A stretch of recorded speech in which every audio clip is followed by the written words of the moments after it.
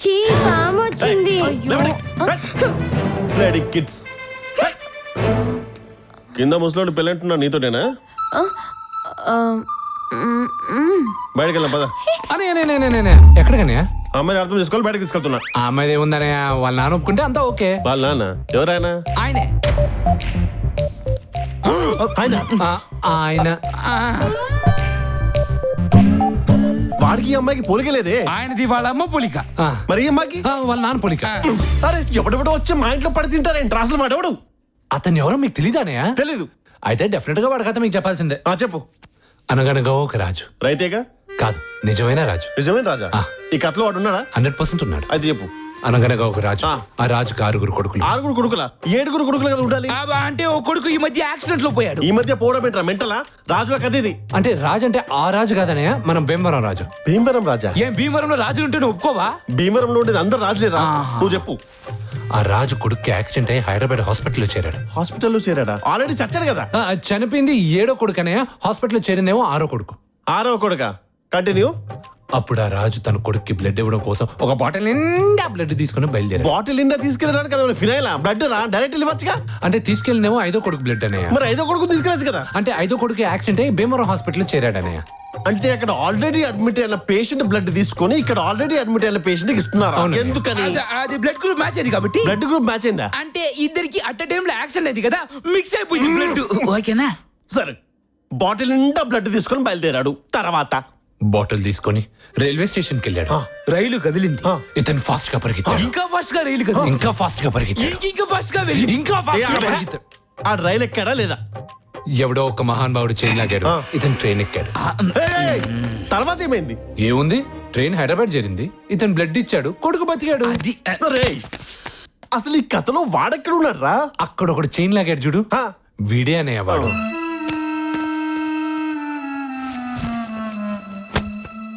ఎందుకు రా చైన్ లాగావు? అసలు నువ్వు చైన్ ఎందుకు లాగావు నాకు అనవసరం. నువ్వు ఎవరితో మాట్లాడుతావు? మీ రాజుల కథ విని ఓపిక నాకు లేదు. అసలు నువ్వు ఎవరితో మాట్లాడుతున్నాను రా? నాతో?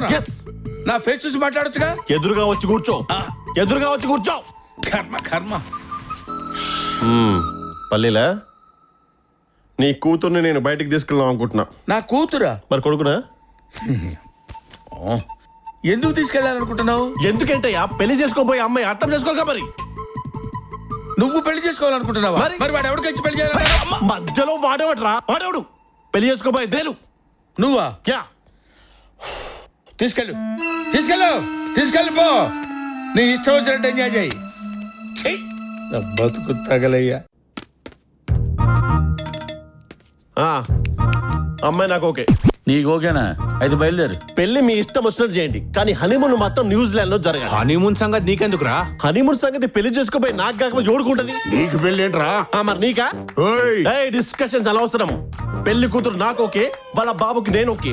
సో హనీమూన్ మాత్రం న్యూజిలాండ్ జరగాలి. కావాలంటే ఆస్తులు అమ్మి పస్తులు ఉండండి. ఓ పక్క మనోడికి ఓకే అని ఈడికి ఓకే అంటాడా? ముందాన్ని పిలవండ్రా. మావాడితో పెళ్లికి ఓకే అని ఆడెవడికో కూడా ఓకే చెప్పామంట. ఆడు కొట్టాడు సార్. కొడితే చెప్పేస్తావా? తప్పదు కదా సార్. కొట్రా. ఇప్పుడు ఓకేనా? Double okay sir. మావాడికి ఫైనల్ గా ఇది finals sir. No semi finals, no quarter finals. పెళ్లి ఏర్పాట్లు చేసుకోండి సార్. జాగ్రత్త.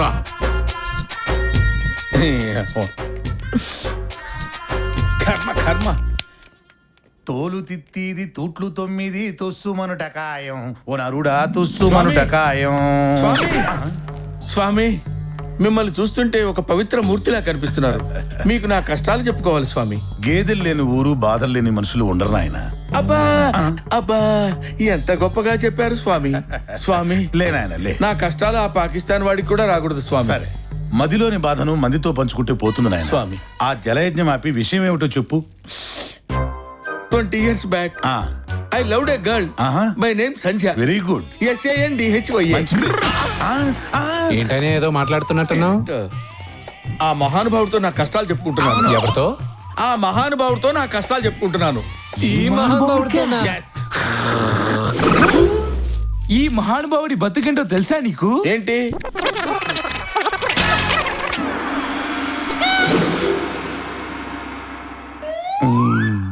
అరే, వీడు నా జీవితంలోకి ఎంటర్ అయిన తర్వాత నా బతుకు టైటానిక్ సినిమా క్లైమాక్స్ అయిందిరా. అంతకన్నా దరిద్రం ఇంకోటి ఏంటో తెలుసురా? నా దరిద్రాలన్నీ నీకు చెప్పుకోవడం రా దరిద్రుడా. పంతులు గారు పంచాంగం గట్టిగా చూసి మంచి ముహూర్తం పెట్టండి. పెదనాన్న, ఈ ఇంట్లో మొదట జరగాల్సిన శుభకార్యం మీ షష్ఠి పూర్తి. అవును తాత, మామ కరెక్ట్ గా చెప్పాడు. మీ షష్టి పూర్తి తర్వాత ఏదైనా. అవునా చేసుకోండి.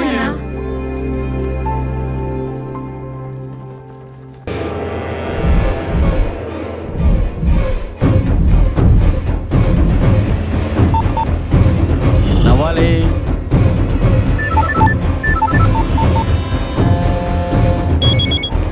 బావా, పిచ్చేశ్వర్ ఒక అమ్మాయిని తెచ్చి ఇంట్లో పెట్టాడా? అవును బావా, వాడు మన పిచ్చోడు కాదు. నాకు తెలుసు బావా. తెలియదు బావా. అట్టగే బావా. రేయ్, రండిరా అందరూ వినండి. మామయ్య, మనం వెతుకుతున్న అమ్మాయి ఎవరో తెలుసా? ఇదే.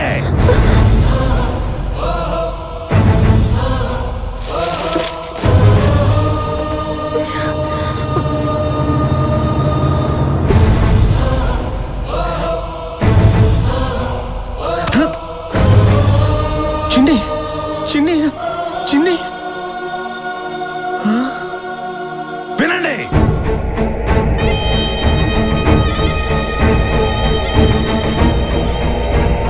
దాన్ని వాణ్ణి ఏసేయండి. రేయ్, బాగా చెప్పింది విన్నారుగా, నరికేంటి దీన్ని.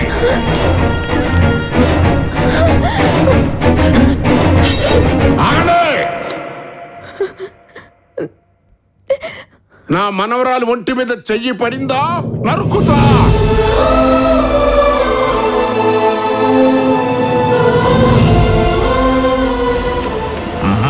మాయ, ఏంట్రా? అది ఏంటి వారసురాలు?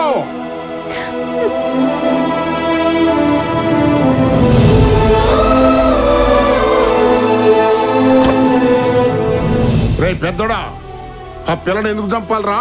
జీవితాంతం తన తండ్రి ప్రేమకు దూరం చేసినా మనతో ప్రేమ పంచుకోవాలని వచ్చినందుక? దాని బతుకుని మనం పాడు చేయాలనుకున్నా అది మన బతుకుని బాగు చేయడానికి వచ్చినందుక? రే పెద్దోడా, మన దగ్గర లేని దాని గురించి పాకులాడాలరా. మన దగ్గర లేనిది ఆస్తి ఐశ్వర్యం కాదు, మంచితనం, ఆప్యాయత, అనుబంధం. వాటన్నిటినీ ఆ పిల్లని మన ఇంటికి పంపించి వాడు మన అందరికీ నేర్పించాడురా. వాడి కాళ్ళు కడిగి ఆ నీళ్లు నెత్తిని చల్లుకోవాలి. అలాంటి వాడిని చంపుతానంటావేరా? ఇది నా ఒక్కడి మాట కాదు, మన కుటుంబం మొత్తం అందరి మాట. అవును బావా, మావయ్య మాట విను. సరే నాన్న, మీ మాట ఏనాడైనా కాదన్నానా? ఆ అమ్మాయి మనమ్మాయే. ఇప్పుడు నాకు సంతోషంగా ఉందిరా. ఒరే పెద్దడా, మన ఇంట్లో ఏ శుభకార్యం జరిగినా ఏడుకొండల వాడి దర్శనం చేసుకోవడం మన ఆనవాయితీరా. మేమందరం బయలుదేరుతున్నాం, నువ్వు కూడా రారా. అలాగే నాన్న, దారిలో కలుస్తాను. ఈ తాతను క్షమించరా.